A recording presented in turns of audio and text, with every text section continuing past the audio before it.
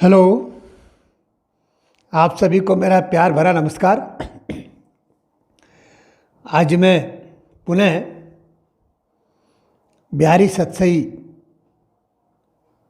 के कुछ दोहे व्याख्या की दृष्टि से आपके सम्मुख लेकर प्रस्तुत हूँ। ये दोहे श्री जगन्नाथ दास रत्नाकर द्वारा संपादित बिहारी रत्नाकर में संकलित 101 से 200 दोहों के बीच में से हैं। एक एक दोहा मैं आपके सम्मुख रख रहा हूँ। देखिए क्या कहते हैं कवि।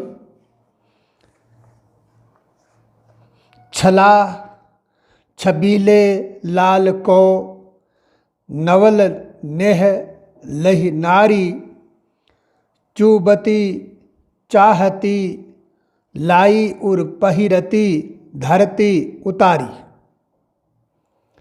छला छबीले लाल को नवल नेह लहि नारी, चूबती चाहती लाई उर पहिरती धरती उतारी।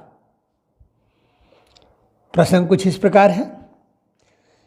श्रृंगार रस का दोहा है। पूर्वानुरागिनी नायिका की प्रेम दशा का चित्रण उसकी सहेलियां कर रही हैं।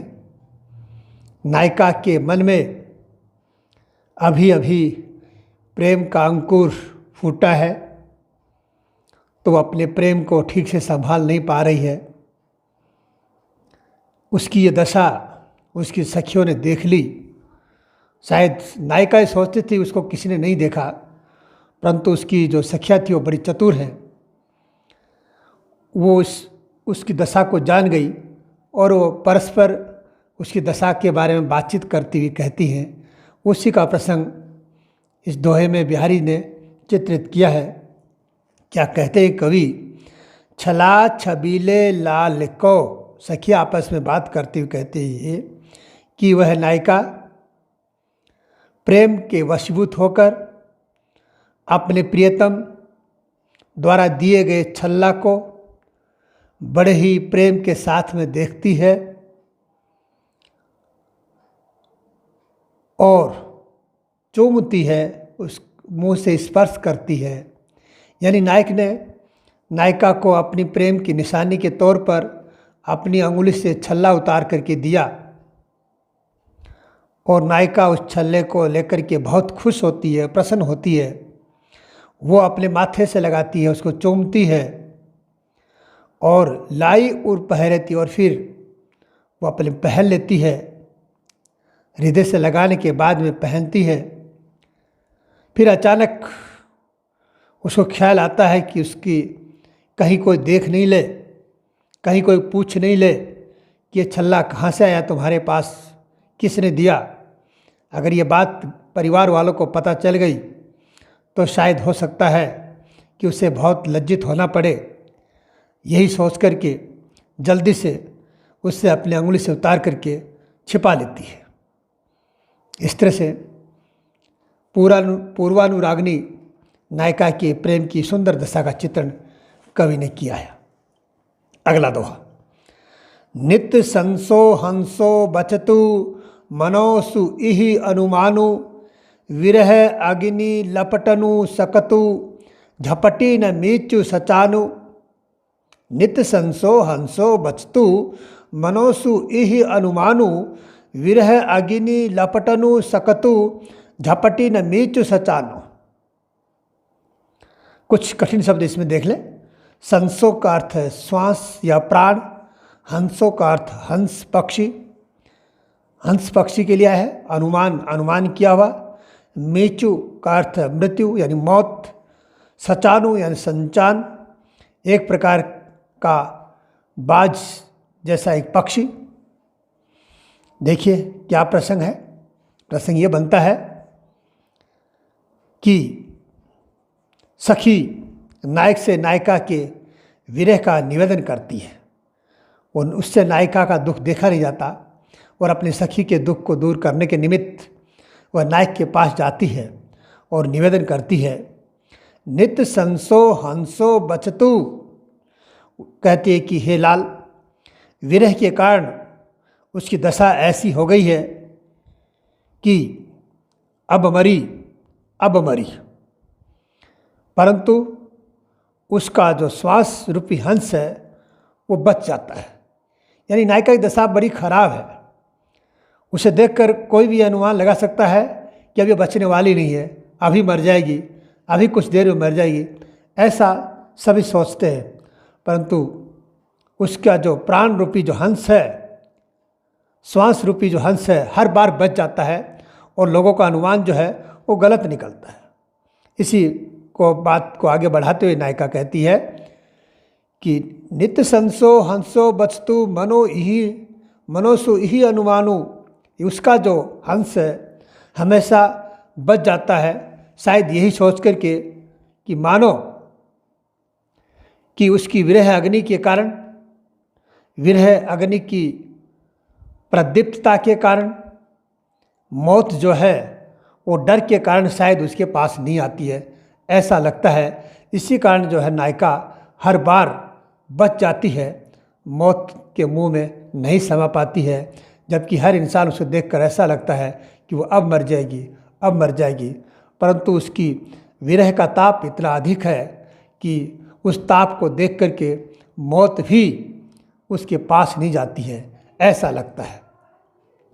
तो ये था सुंदर श्रृंगार रस का चित्रण। इसमें मनोज को देख शब्द में उत्प्रेक्ष अलंकार का कवि ने प्रयोग किया है। श्रृंगार रस का चित्रण है, भाषा ब्रज है और विरह दशा का बहुत सुंदर चित्रण कवि ने इस छंद में किया है। अगला पद, थाकी जतन अनेक करी नैक न छाड़ती गैल, करी खरी दुबरीसु लगी तेरी चाह चुड़ैल। यहाँ भी नायिका की जो सखी है वो नायिका के विरह के संबंध में निवेदन करती है कि उसका दुख दूर किया जाए और किस तरह से, किस उक्ति के साथ में सुंदर तरीके से नायिका की सखी अपनी बात रखती है, वो वास्तव में प्रशंसनीय है। ये कवि की अद्भुत और सुंदर कल्पना शक्ति का प्रमाण है। क्या कहती है सखी, हे लाल, थकी जतन अनेक करी, मैं अनेक तरह के प्रयास करके थक गई हूँ, नेक न छाड़ती गैल, यानी वो उसका पीछा नहीं छोड़ती है। कौन? करी खरी दुबरी सी लगी तेरी चाह चुड़ैल, तेरी चाह रूपी चुड़ैल जो है वो उसके पीछे अच्छी तरह लग गई है, जिसके कारण वो दुबली पतली और कमज़ोर भी हो गई है। मैं उसको अनेक प्रकार से समझाते थक गई हूँ, परंतु तुम्हारी चाहना रूपी जो चुड़ैल है वो उसका पीछा ही नहीं छोड़ रही है। हे लाल, आखिर मैं करूँ तो क्या करूँ? इसलिए अंत में यही सोच कर के तुम्हारे पास आई हूँ कि शायद तुम्हारे दर्शन देने से, तुम्हारे समझाने से हो सकता है उसकी पीड़ा, उसका विरह, उसका दुख कुछ कम हो जाए। कहने का भाव ये है। यहाँ इस छंद में, इस दोहे में नायिका का जो प्रेम है उसको चुड़ैल के रूप में बताया गया है। चाह को चुड़ैल का रूपक दिया है, रूपक अलंकार है कि जिस तरह से मान्यता है समाज में कि किसी इंसान के पीछे जब चुड़ैल लग जाती है तो इतनी आसानी से उसका पीछा नहीं छोड़ती है। उसके लिए अनेक तरह के झाड़ बूझ ओझा को बुलाना पड़ता है और तब कहीं जाकर के उसका पीछा छूटता है। तो यहाँ नायक को यही कह रही कि तुम्हारे प्रेम रूपी जो चुड़ैल है वो उस नायिका के पीछे भली भांति लग गई है और अब मैंने, जिसके कारण उसकी जो दशा है बहुत ख़राब हो गई है, मैंने उसको समझाने का प्रयास किया कि इतने प्रेम में पड़ने की आवश्यकता नहीं है, इतने दुखी होने की आवश्यकता नहीं है, परंतु मेरी एक भी बात नहीं लगी और मैं थक गई। थक हार करके अब तुमसे निवेदन करती हूँ कि शायद तुम्हारे दर्शन रूपी मंत्रों से वो उसकी विरह की अग्नि जो है वो कम हो जाएगी और उसको कुछ चैन मिलेगा। इसलिए हे लाल अब तुम ही कोई उपाय करो। अगला बहुत ही सुंदर छंद अगला है और कई श्लेष के अर्थ में है। देखिए क्या कवि कहते हैं। लाज गहो बेकाज कत घेरी रहे घर जाही गौरसु चाहत फिरत हो गौरसु चाहत नाही। यहाँ गौरस में यमक अलंकार है। एक गौरस का अर्थ है मक्खन है, एक गौरस का अर्थ है वाक्य हंसी मजाक, और एक गौरस है शारीरिक मिलन का जो सुख है उसको गौरस कहा यहाँ। तो देखिए क्या कहा है। हम इसको इस तरह से समझ सकते हैं कि जो प्रसंग है वो ये है कि नायिका गौरस बेचने के लिए निकली है, अपनी सहेलियों के साथ है, वो उस नायक से प्रेम करती है। वो नायक अचानक उसके सामने आ जाता है और उससे कहता है कि मुझे गौरस चाहिए, क्योंकि वो सीधे शब्दों में अगर कहे कि मैं तुमसे मिलन करना चाहता हूँ, मैं तुमसे मिलना चाहता हूँ, तो शायद उसकी सखियों के सामने उसका भेद प्रकट हो जाएगा। इसलिए वो सीधे ने कह करके उसको कहता है कि मुझे भी गौरस चाहिए, और हंसी मजाक की बातें करने लगता है। इसी प्रसंग में नायिका उस नायक को जो जवाब देती है वो जवाब ही इस दोहे के अंदर प्रकट हुआ है। लाज गहो, नायिका के उसके निवेदन पर कि मुझे गौरस चाहिए और वो बातें बनाता है, तब उससे इशारा करती है कि भाई कुछ शर्म करो। यानी अपने सहेलियों के सामने ये जता देती है कि वह उसे नहीं जानती है, न उसे वो चाहती है ना। इसलिए वो उसको उनकी नज़र में उसे लताड़ती है कि भाई तुम्हें शर्म नहीं आती इस तरह से इतने लोगों के बीच में बात करते हुए, इस तरह की बात करते हुए, जबकि तुम्हें पता है कि हमारे पास अब गौरस नहीं है, हमने सारा गौरस बेच दिया है, हमारी मटकियाँ हमारे बर्तन सब खाली हैं, फिर भी तुम आकर के कह रहे हो कि मुझे गौरस चाहिए, शर्म करो। तो दोनों ही बातें यहाँ कहना ये चाहती है कि दूसरे सखियों की नज़र में ये उसको लताड़ती है, और असल में उसको ये कहना चाहती है गौरस चाहत फिरत हो, तुम गौरस लेने की बात करते हो, है ना, वास्तव में तुम गौरस चाहते ही नहीं। यानी गोपियों के सामने, सखियों के सामने कहती कि तुम गौरस मांगते हो, जबकि तुम्हें पता है कि इस समय हमारे पास गौरस नहीं है, फिर भी तुम मांग कर रहे हो। ये तुम्हारी बेवकूफ़ी है, ये तुम्हारी नादानी है। तुम वास्तव में गौरस चाहते नहीं, तुम तो हमें छेड़ने के लिए यहाँ आए हो। ये तुम्हारा व्यवहार उचित नहीं है, तुम्हें शर्म करनी चाहिए, इस तरह से तुम व्यवहार कर रहे हो। तो गोपियों के अपनी सखियों के सामने तो उसको इस तरह से लताड़ देती है कि शायद जो सखियाँ हैं वो समझ जाएं कि ये इस लड़के को नहीं जानती है, न इसको चाहती है, न इसके मन में कोई प्रेम है, परंतु उसका इशारा कुछ और है। वो उसका इशारा उसका प्रियतम ही समझ सकता है, यानी वो नायक ही समझता है। उसको इशारे में समझा देती है कि तुम गौरस नहीं चाहते हो, यानी तुम सिर्फ हंसी मजाक करने के लिए आए हो। वास्तव में अगर तुम गौरस चाहते हो, यानी अगर तुम मिलन करना चाहते हो, मुझसे मिलन का सुख लेना चाहते हो, तो ये समय उचित नहीं है, यहाँ नहीं, कहीं और एकांत में आकर के मिलो। ये जगह उचित नहीं है, क्योंकि यहाँ मेरी सखिया मेरे साथ है और मेरा भेद खुल जाएगा तो मुझे समाज में लज्जित होना पड़ेगा। इस तरह से अपना अभीष्ट जो है श्लेष के द्वारा प्रकट कर देती है, और ये भी बता देती है कि नायिका उसकी सखियों को शायद पता नहीं चला होगा, और उसकी बात नायक समझ आता है।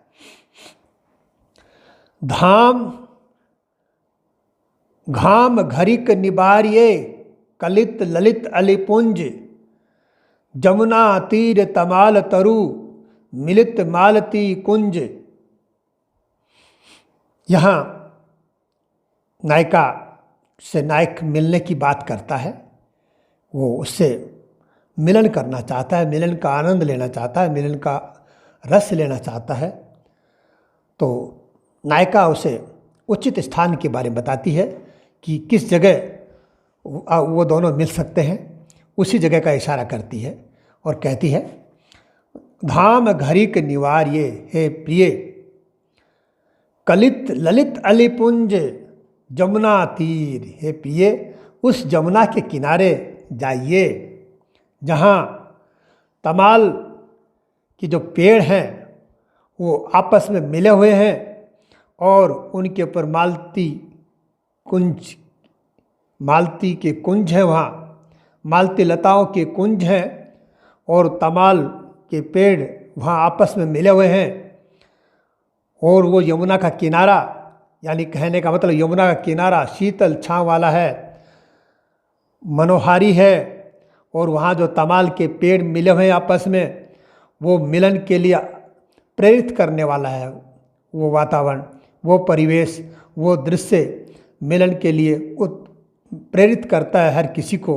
और मालती के जो कुंज हैं वो आमंत्रित करते हैं कि प्रेमी जोड़े वहाँ आराम से आकर मिल सकते हैं, क्योंकि वहाँ लोगों का आना जाना भी नहीं है। क्योंकि इसलिए कहा है कि कलित ललित अलिपुंज, वहाँ भंवरों के समूह उन लताओं को घेरे रहते हैं।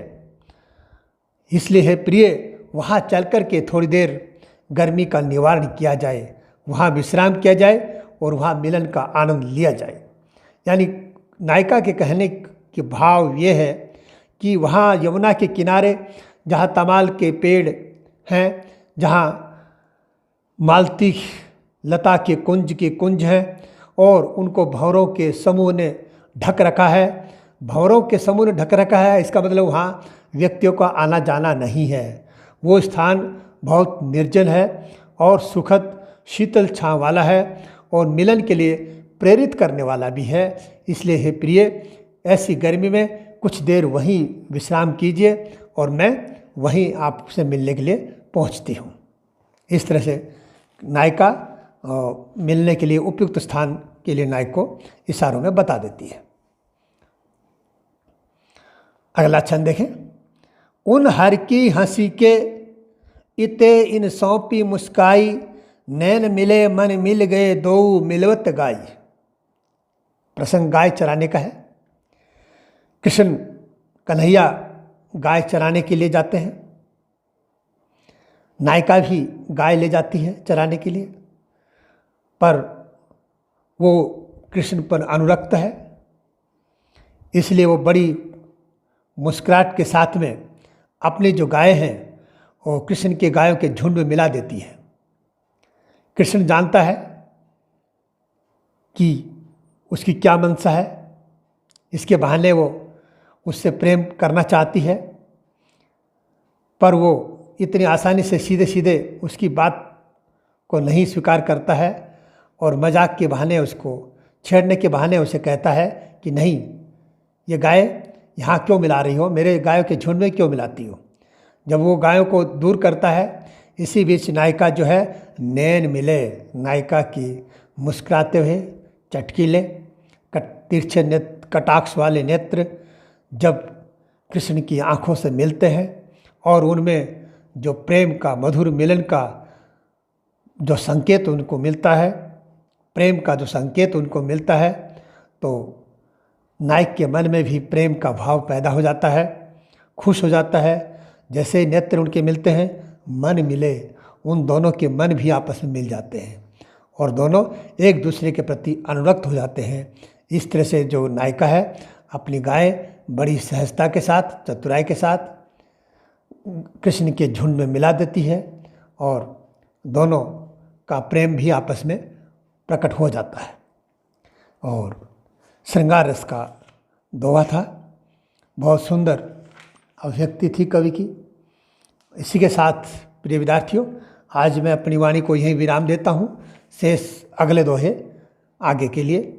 इसी के साथ आप सबको धन्यवाद, आभार।